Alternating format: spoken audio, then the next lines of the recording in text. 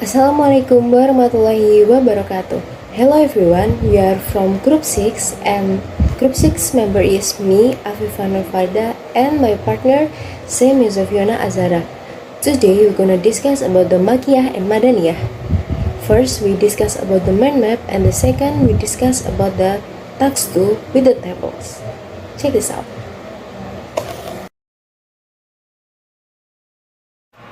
Okay, mind map about Makiyah and Madaniyah. Makiyah and Madaniyah have four approaches. First is historical approach. The historical approach to classifying Makiyah and Madaniyah verses is based on the timeline of revelation in relation to the Prophet Muhammad SAW migration or hijrah from Makkah to Medina. Any verses that was revealed before the hijrah is considered Makiyah, while those revealed after the hijrah are classified as Madaniyah. This method is praised for being comprehensive as it covers all verses of the Quran. However, a notable limitation is that some verses were revealed in Makkah after the hijrah, and these are categorized as a Madaniyah, which may lead to confusion in classification. And the next is geographical approach. The geographical approach classified verses based on the location where they were revealed. If a verse was revealed in or around Makkah, it is categorized as a Makkiyah, while those revealed in or around Madinah are considered Madaniyah.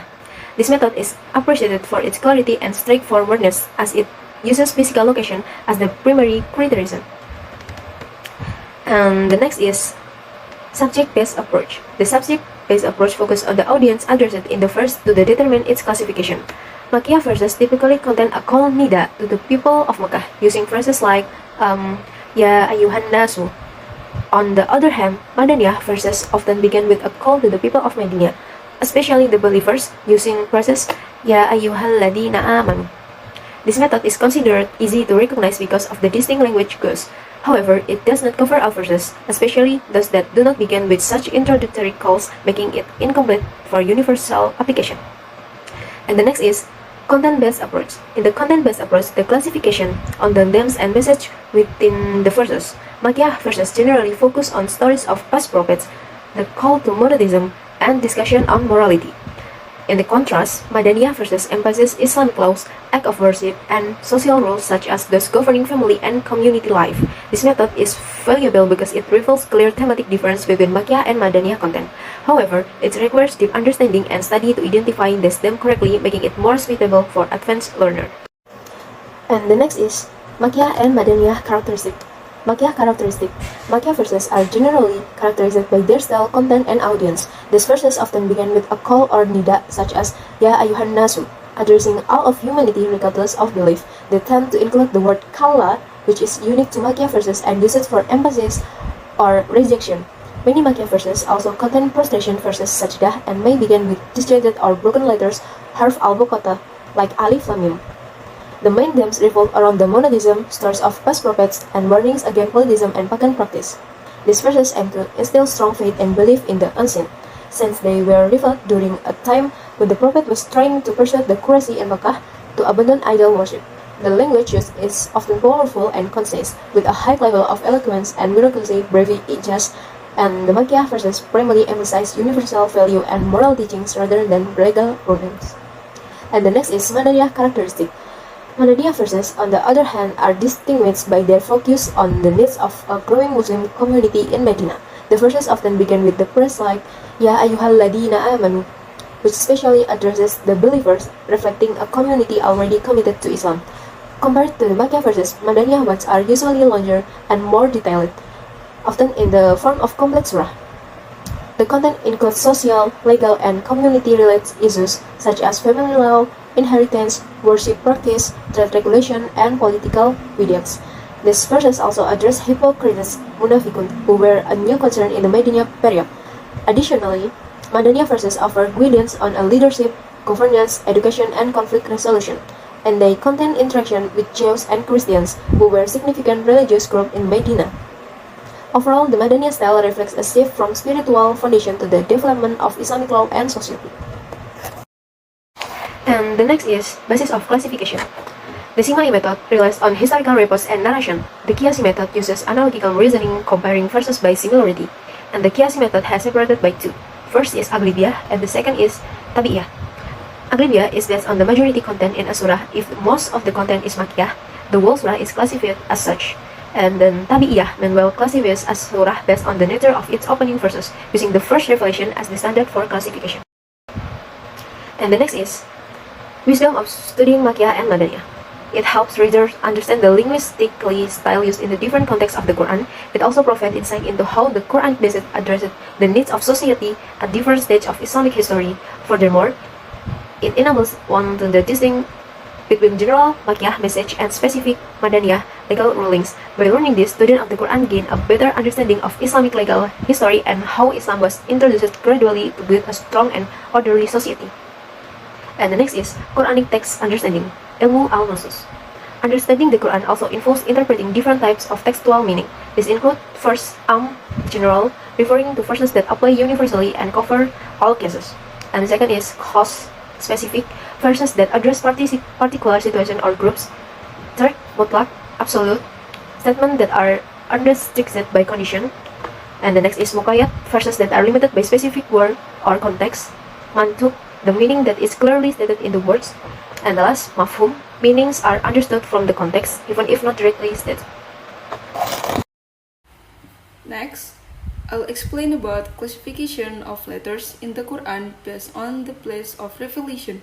First category is Makkiyah kulluha, meaning all verses were revealed in Makkah. Some examples of the surah are Al-A'raf, Yunus, Hud, Ibrahim, Al-Hijr, An-Nahl, Al-Isra, Al-Kahf, Maryam, Toha, Al-Furqan, Ashura, and so on. And the second category is Madaniyah kulluha, meaning all verses were revealed in Medina. Some examples of the surah are Al-Baqarah, Ali Imran, An-Nisa, Al-Ma'idah, At-Taubah, An-Nur, Al-Hujurat, Al-Hadid, Al-Mujadalah, Al-Hasyr, and so on. The third category is Makkiyah fiha Madaniyah, meaning the majority of verses are Makkiyah. There are Madaniyah verses. Some examples of the surah is Al-An'am, verse 151 until 153, and Al-A'raf, verse 163 until 170, and Al-Hajj, some verse, and so on. And then the fourth category is Madaniyah fiha Makkiyah, meaning the majority of the verses are Madaniyah. There are Makkah verses. Some examples of the surah is Al-Anfal, verse 30, At-Taubah, and so on. Okay, next, identification the letter of the Quran based on the place of the revelation. The first one is pure Makkiyah. There is Surah Al-Kawthar as an example of pure Makkiyah surah. The reason is because 1. Historical geographical. Surah Al-Kawthar is classified as a Makkiyah surah because it was revealed before the Prophet Muhammad migrated to Medina. And 2. Subject-based. It carries the theme of strengthening the Prophet's soul and giving him glad things. And then number 3, content-based. It features a style and content consistent with Makkiyah characteristics such as concise and powerful expression. And the next is pure Madaniyah. There is Surah Al-Imran verse 200 as an example of pure Madaniyah surah. The reason is because from historical geographical, all letters in Surah Al-Imran is considered a purely Madaniyah surah because it was revealed entirely after the Prophet Muhammad migrated to Medina. From subject base, the subject matter focus on community building, perseverance, unity among believers, and addressing issues of war and interfaith interaction, central themes of the Medina period.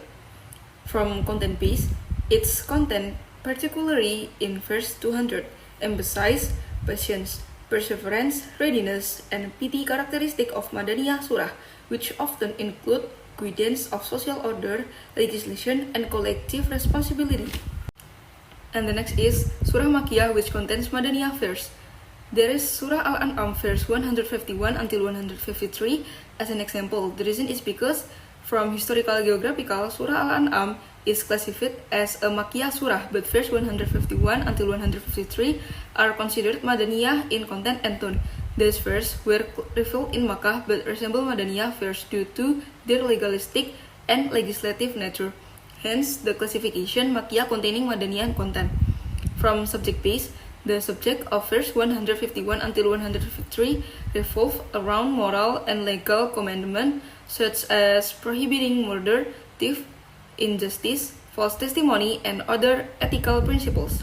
From content base, the content presents a structured list of 10 clear commandments, resembling the style of legal instruction found in Madaniyah Surah. And the next is Surah Madaniyah, which contain Makkiyah verse. There is Surah Al-Anfal verse 30 as an example.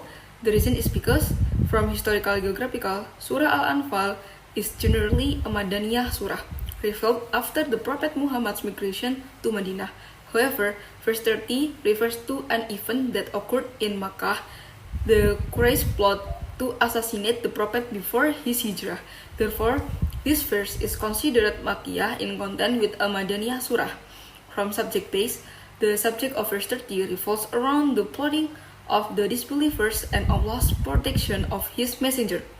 From content base, the content focus on historical narrative, divine providence, and confrontation between truth and falsehood, features commonly associated with Makkiyah verse.